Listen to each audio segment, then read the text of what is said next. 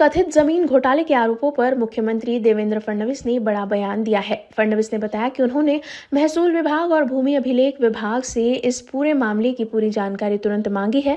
प्रारंभिक जो तथ्य सामने आए हैं वो काफी गंभीर है। उन्होंने कहा कि यदि जांच में किसी भी प्रकार की अनियमितता साबित हुई तो सख्त से सख्त कार्रवाई की जाएगी, क्योंकि सरकार पारदर्शिता के सिद्धांत पर काम करती है। उद्धव ठाकरे के दौरे पर निशाना साधते हुए फडणवीस ने कहा, जब वो मुख्यमंत्री थे उस समय किसानों पर संकट था, लेकिन उन्होंने जनता के बीच जाने से परहेज किया। अब लगातार चुनावी हार के बाद उन्हें जनता से मिलने की जरूरत महसूस हो रही है। उन्होंने आगे कहा कि सरकार का मदद पैकेज सीधे किसानों के खातों में जमा हो रहा है और हर दिन लगभग 600 करोड़ रुपए किसानों को दिए जा रहे हैं। इसीलिए उनकी समस्याओं में जनता का अपेक्षित समर्थन नहीं दिखाई दे रहा है, ऐसा भी फडणवीस ने कहा। असं आहे की या प्रकरणाच्या संदर्भात सगळी माहिती मी मागवलेली आहे। महसूल विभाग असेल, IGR असेल, लँड रेकॉर्ड्स असतील, या संदर्भातली सगळी माहिती मी मागवलेली आहे।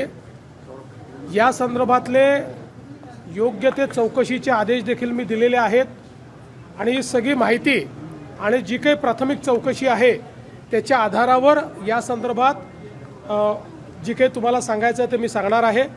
त्यामुळे अद्याप माझ्याकडे पूर्ण माहिती आलेली नाही।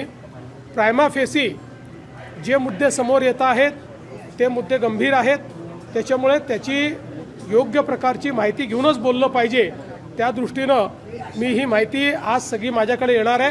ती माहिती आल्यानंतर तुम्हाला या संदर्भात शासनाची पुढची दिशा काय आहे, याच्यात कारवाई काय आहे, या सगळ्या गोष्टी सांगण्यात येतील। पहिली गोष्ट अशी आहे की या संदर्भात उपमुख्यमंत्री ही अशा कुठल्या प्रकाराला पाठीशी घालतील असं माझं मत नाही, कारण या संदर्भात आमच्या सरकारचं एकमत आहे। कुठेही अनियमितता झाली असेल तर त्याच्यावर कारवाई झालीच पाहिजे या मताचे आम्ही आहोत। त्यामुळे निश्चितपणे अनियमितता आहे की नाही हे पडताळून पाहिलं जाईल। अनियमितता असेल तर त्याच्यावर अतिशय कडक कारवाई ही केलीच जाईल।